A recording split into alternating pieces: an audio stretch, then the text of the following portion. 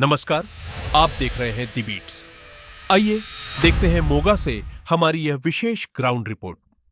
आज मैं एक बड़े ही गंभीर विषय पर बात करना चाहता हूं। घंटाघर का विवाद इन दिनों शहर में बड़े चर्चाओं में है। एक घंटाघर मोगा में गुरु नानक कॉलेज के पास बनाया गया। रात के अंधेरे में घंटाघर का जो ढांचा था बाहर से कहीं से बनकर आया और यहाँ पर रात के अंधेरे में फिट कर दिया गया। वहाँ कोई अधिकारी भी मौजूद नहीं था, सिर्फ कर्मचारी लगाने वाले थे। उनके अलावा सीनियर डिप्टी मेयर थे और मेयर के पति थे। चूंकि वो नगर निगम के का प्रतिनिधित्व नहीं करते हैं, मेयर होता है, उनके पति वो सरकारी व्यक्ति नहीं होते हैं, कोई अधिकारी भी नहीं। और सुबह होते होते जब वो घंटाघर विवादों में आ गया तो नगर निगम को उस घंटाघर को बदलने के लिए मजबूर होना पड़ा। अब वो बदला जा रहा है। जो पहले लोहे का घंटाघर बनवाया गया था, जो उसका ढांचा बना था लोहे का, अब उसे बदलकर सीमेंट और ईंटों से बनाया जा रहा है। दोस्तों, आखिरकार बार बार ये चीजें क्यों रिपीट हो रही हैं? इससे पहले दशहरा ग्राउंड रोड रात के 12 बजे अंधेरे में बनाई गई और सुबह होते होते जब सड़क की बजरी बिखर गई तो नगर निगम के कर्मचारी आए और उस बजरी को, सड़क के मटेरियल को भरकर ट्रॉलियों में ले गए। आज तक किसी अधिकारी के खिलाफ उस मामले में कोई कार्रवाई नहीं हुई और एक घंटाघर में भी ऐसा ही। अब मैं बताना चाह रहा हूं कि आखिरकार एक घंटाघर का प्रपोजल आया कहां से। मोगा की एमएलए डॉक्टर अमनदीप कौर एक दिन कुछ पार्षदों के पास बैठी थी।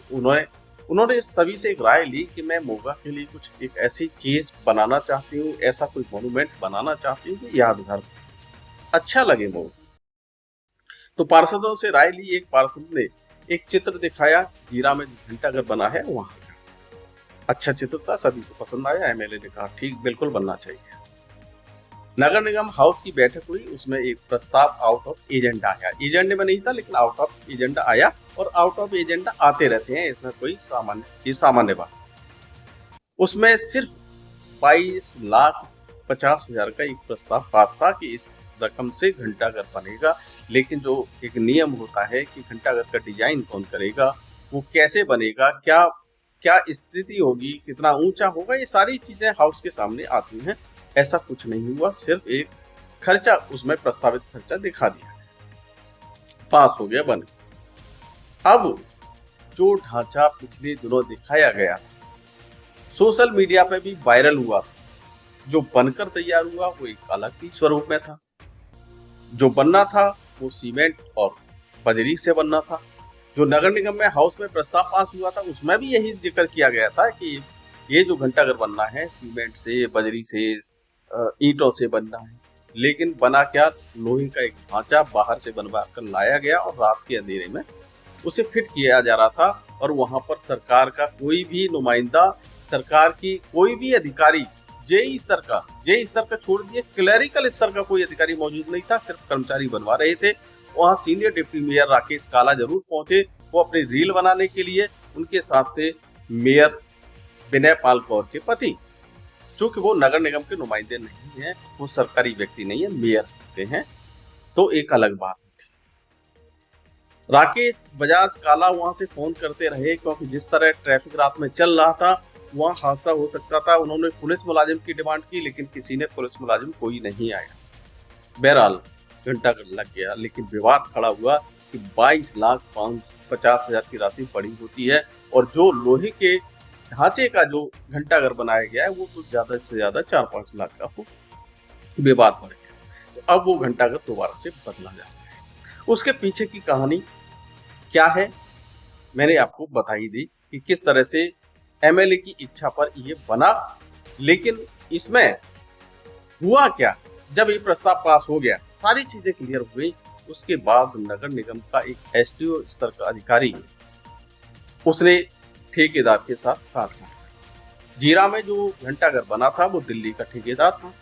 ठेकेदार ने वही जो प्रस्ताव में पास हुआ था कि ईंटों का, सीमेंट का ही घंटाघर बनेगा, लेकिन बाद में एक एसडीओ ने बिना हाउस को विश्वास में लिए, बिना नगर निगम की मेयर को विश्वास में लिए, सीधे तौर पर, यानी जो ये कंसेप्ट एमएलए का था, उनका एक सपना था कुछ अच्छा बनाने का, उनको भी विश्वास में नहीं लिया गया, उनको भी धोखे में रखा गया और सीधे सेठ ठेकेदार के साथ साठ-गांठ करके जो एक्चुअल में जो घंटाघर बनना था वो नहीं बनाया, और जो साठ-गांठ हो गई थी उसके अनुसार एक लोहे का घंटाघर का ढांचा लाके खड़ा कर दिया। तो विवाद होना ही था।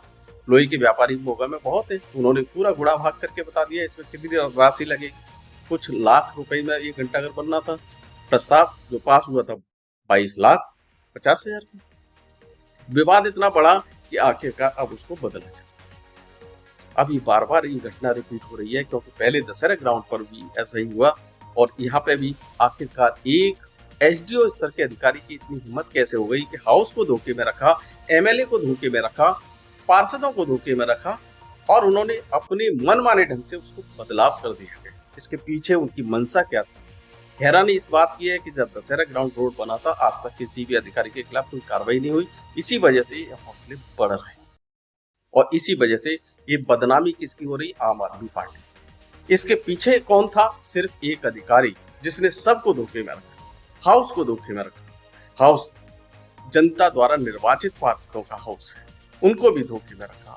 निश्चित रूप से इस पर कार्रवाई होनी चाहिए। जब तक ये कार्रवाई नहीं होगी, तब तक इस तरह की अनियमितताएं, नियमों के खिलाफ ये लूट होती रहेगी। ये था जो मोगा के लोग जानना चाहते थे, इसके पीछे कौन दोषी है, कौन इसके के पीछे काम कर रहा है।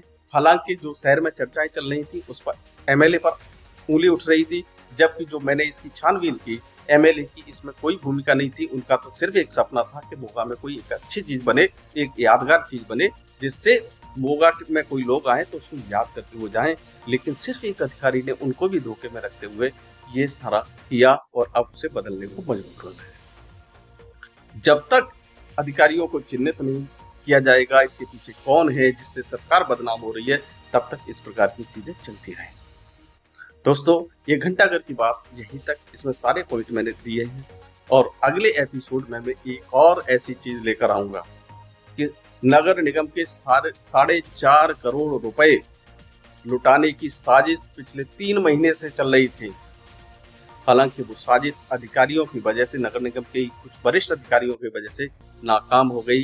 पहले यहाँ निगम कमिश्नर आईएएस अधिकारी थे, उन्होंने जब उनके सामने ये प्रस्ताव आया था, वो कौन है आप भी जानते हो, लेकिन मैं आज इसका खुलासा नहीं करूंगा। आज सिर्फ घंटाघर की बात, और कल मैं फिर से आपको बताऊंगा कि कैसे निगम अधिकारियों की सतर्कता से 4.5 करोड़ रुपए नगर निगम के लूटने से बच गए।